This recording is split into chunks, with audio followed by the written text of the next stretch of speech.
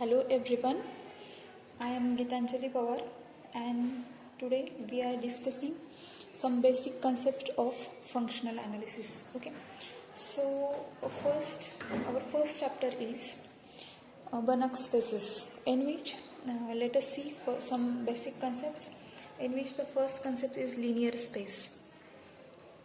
So what is linear spaces? Okay, linear space. So see, L be any non-empty set. We have to consider let L be any non-empty set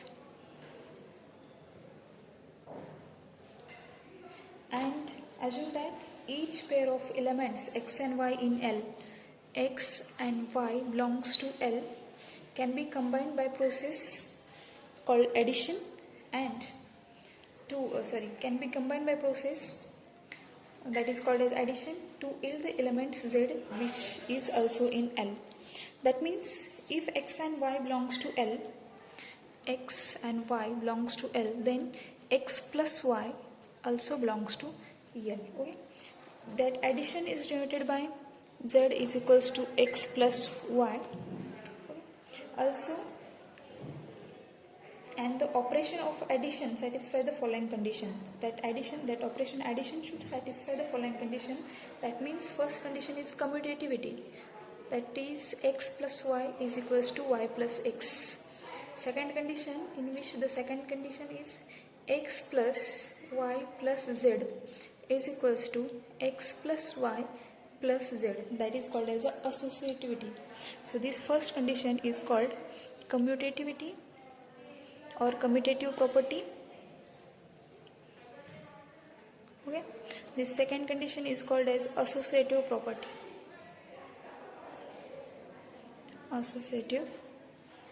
Okay.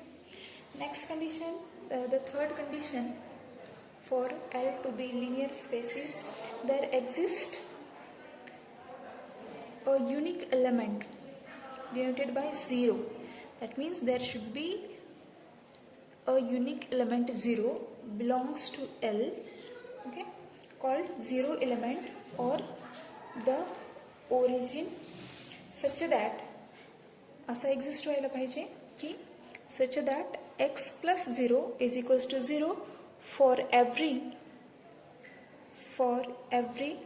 x belongs to that set L. Okay, then the fourth condition is to each element x in L there corresponds a unique element in L denoted by minus of x and called the negative of x, such that x plus minus of x is equals to 0. That means inverse exist होना चाहिए. Okay, so there exists a element for every x belongs to x. That element is called minus x. Okay, that means there exists an element or for every we say for every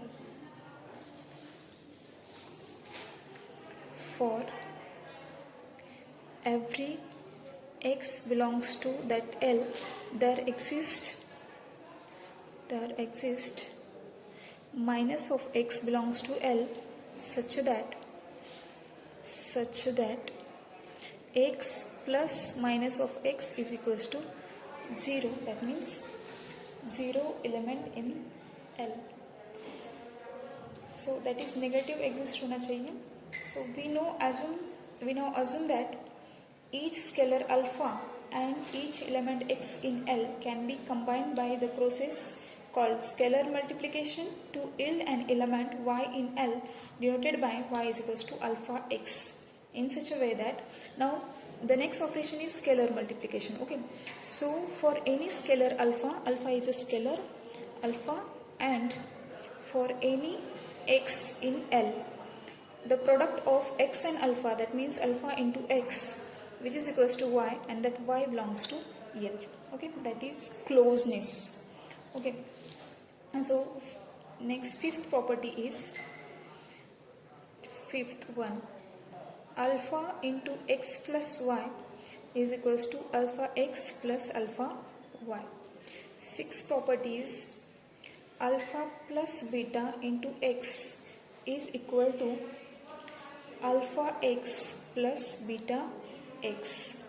Seventh property is there, alpha beta into x is equals to alpha into beta x. And eighth property is 1 into x is equals to x. That means 1 is a identity element. The algebraic system L defined by this operation and axiom is called linear space. We have defined two operations here. Okay, that is first operation is plus and second operation is multiplication, that is scalar multiplication, and first operation is addition. With respect to these two operations, that set L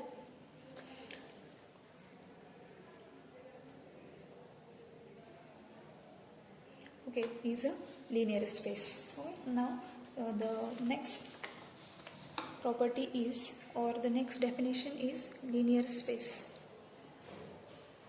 Linear subspace. It is linear subspace. Okay, so see the definition. A non-empty subset M of a linear space L. That means first condition is M is a non-empty subset of L and M is not equals to phi. That is M is a subset of L and M is not equals to phi. That means M is non-empty subset of L.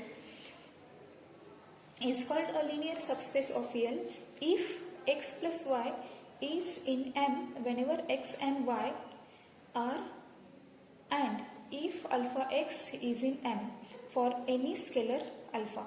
That means when we say L, M is a linear subspace of L, so the x plus y, the operation x plus y and alpha into x belongs to that M whenever for any scalar alpha. Okay, whenever x is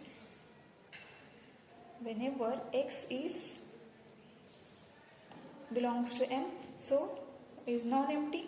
That means 0 into x is equals to 0, shows that 0 is in M. Since minus x is equals to minus 1 into x, therefore minus x is in M whenever x is in M. That means C. So minus x is written as minus 1 into x. Is it? Okay. So this minus x belongs to M whenever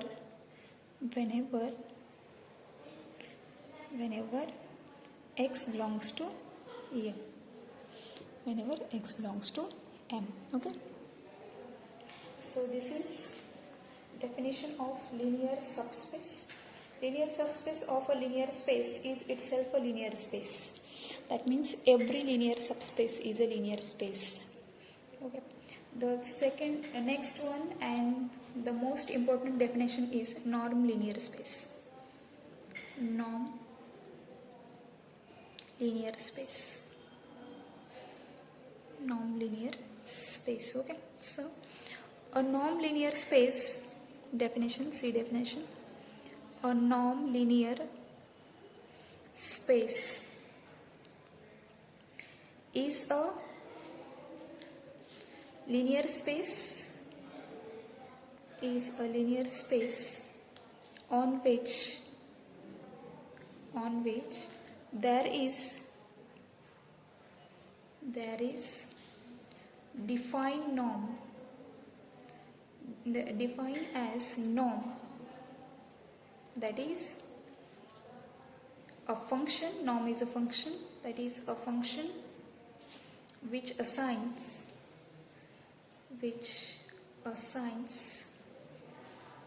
to each element x in the space. So a real number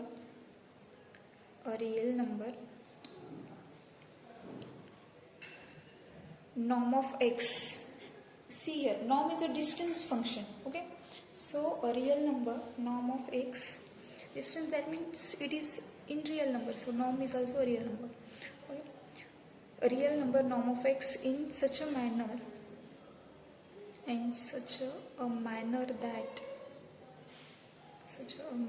that first property norm of x is greater than or equals to 0 and norm of x is equals to 0 if and only if x is equals to 0. Okay. So second problem, that means norm, the distance function is always greater than or equals to 0, that is norm of x is always greater than or equals to 0, and if is equals to 0 then x should be 0. Okay, if norm is 0 then x must be 0. Okay, then second is norm of x plus y is less than or equals to norm x plus norm y. Okay, third property is norm of alpha into x is equals to mod of alpha into norm of x. So norm is defined for vectors and mod is defined for scalars. Okay. So this is three condition we have to verify for any norm linear space. Okay. So a norm linear space is a metric space with respect to the induced metric defined by C. So norm linear space is a metric space with respect to the metric, and that metric is defined by distance of xy. Metric is defined by the distance function d as d of xy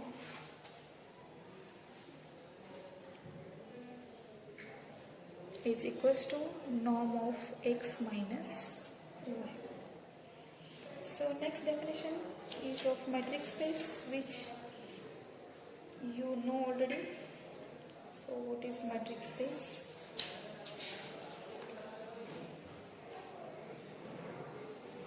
Okay, so we define here metric space. Okay, so the metric space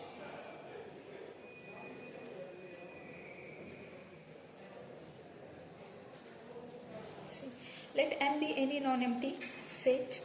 A function let M be any non-empty set.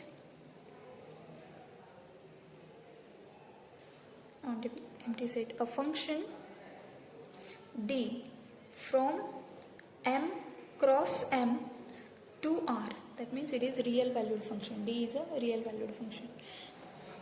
The function D from M cross M to R is said to be metric or a distance function. It's said to be metric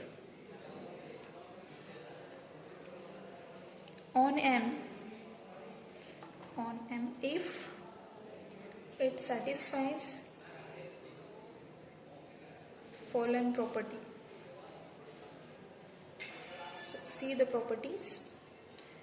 It satisfies following properties, in which first property is distance between x and y is greater than or equals to 0. That means distance is always positive. Distance between x and y is greater than 0 for all x, y belongs to that M. That property is called as a non-negativity. Okay. Second is distance of xy is equals to 0 if and only if x is equals to y. That means distance between the 2 points x and y is 0. If x is equals to y, it only possible only when x and y are same. That means if x is equals to y. That property is known as non-degeneracy. Okay. Third property is distance of x and y is equals to distance of y and x. That is symmetric. That means distance between x and y, if we have 2 points x and y, then if we measure distance from x to y and distance from y to x, that distance is always same. Okay, that property is known as symmetric property. Fourth one is distance between x and y is less than or equals to distance between xz plus distance between zy. This property for all x, y Z belongs to M. This property is known as a triangle inequality. If M is a non-empty set and D is a metric on M, then the pair MD is called as a metric space. If D is a non-empty and that D is metric, that means this 4 property is satisfied by that D, then the pair MD is called metric space. It's called metric space when if M is a non-empty and D satisfy these all properties, then only we say the order pair MD is a metric space. Okay. So